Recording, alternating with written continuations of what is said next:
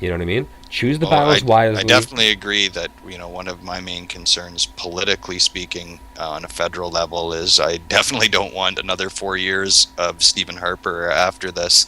And I mean, that's kind of been the mode of our show. So I do understand your Yeah. concerns And you there. know what? And It's good that you sorry. mentioned that because the fate of our show is kind of, hangs in the balance because there's no sense in us doing this. What we're trying to do with opposition radio is build a website where we can have progressive political podcasting for for Canadian content, because there outside of the CBC there's you know not much happening in terms of media. You know what I mean? Hmm. And I know there's probably a lot of people that feel passionate about issues and would do podcasts if there was a hub, a central hub for it to be located and to be accessed. So hopefully before the next election, and this has always been our goal, is to build opposition radio into something that can be taken into account come next election time. You know, let's get discussions going. Let's present information and let's try to reach our fellow Canadians and and help bring down the conservative government. But it's discouraging to see the ham-fisted approach that the NDP is taking to both their leadership race and to this Attawapiskat issue, because I think on one hand they're failing to capture the imaginations of Canadians, and on the other hand they're painting themselves into a corner on a very important wedge issue, and that is discouraging to me because right now I'm deciding how much time I can put into this. You know what I mean? And whether or not I even have the temperament, because if I speak on an issue such as this, guess what? People in the NDP aren't going to agree with me any more than the people in the Conservative Party are going to agree with me. I find it hard to figure out who would listen to me and agree with me on some of these issues.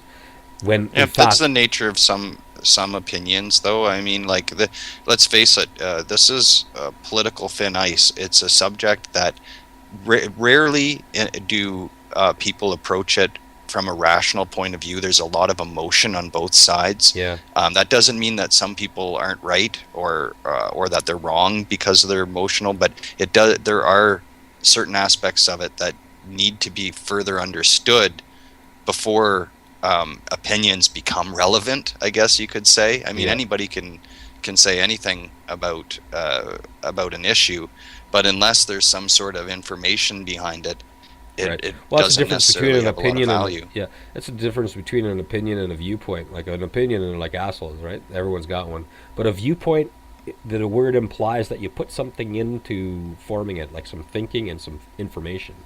You know what I mean? Hmm. Anyone can have an opinion. Not everybody can have a viewpoint.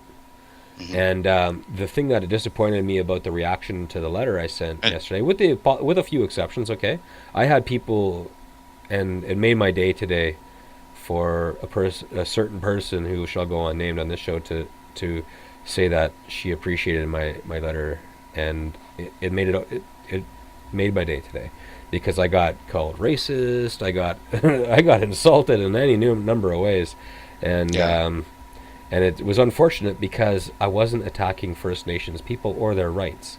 yeah. I If was people saying, don't understand that, then yeah, yeah, no, that's it's definitely, and I can understand how that would make you feel and how yeah, exhausting it is to deal just with these situations once you get involved in them, because it's it can tear a person apart. So I can understand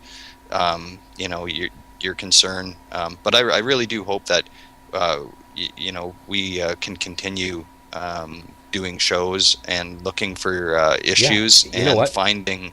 I think we should. I think we should, and I think we should invite more people into this because here's the thing. One thing you said in reference to my letter and the difficulty, the complex position it put us in, because clearly my letter doesn't represent your opinion, but since the letter was posted on oppositionradio.com, one might make assumptions. You know what I mean? But Right.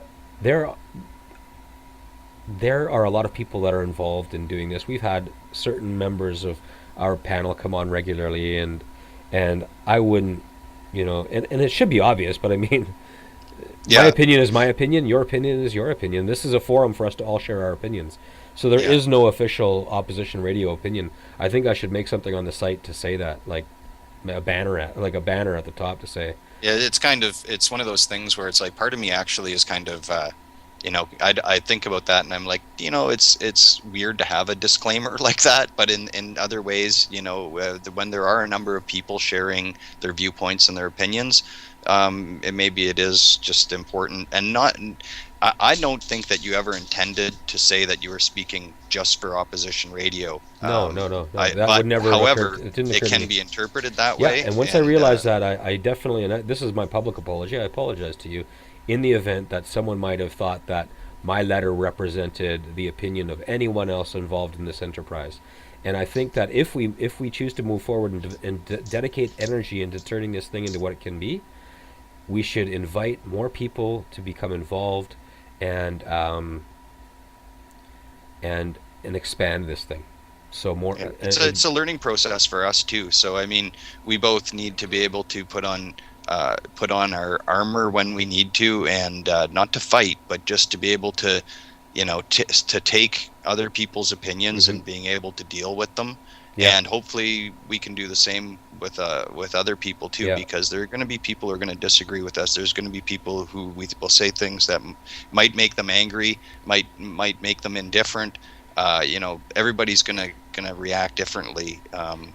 So I completely understand, and I just I'm glad we did finally get to our show here tonight. And I know that we've just had so many different issues that have not allowed us to get to a show.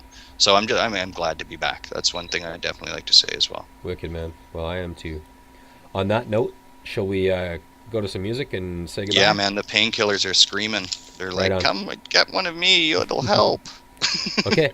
Well, let's have some uplift here. Waterloo Sunset by the Kinks. And thanks, everyone, for tuning in to episode 18. Mike, I hope your shingles get better. And Quit saying shingles. and in case you didn't know, people, Mike Cook has been speaking to us from underneath a huge pile of shingles today. Okay. You bastard. Okay, bye-bye.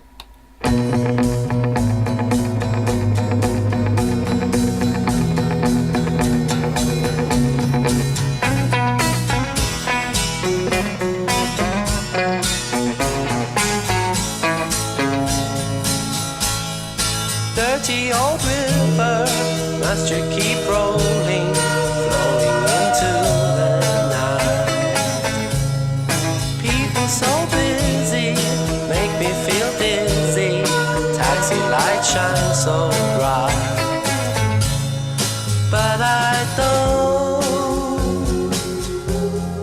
need no friend as long as I gaze on Waterloo sunset, I am in paradise. Every day I look at the world from my window, but chilly is the evening time. Waterloo sunset time. Waterloo sunset time.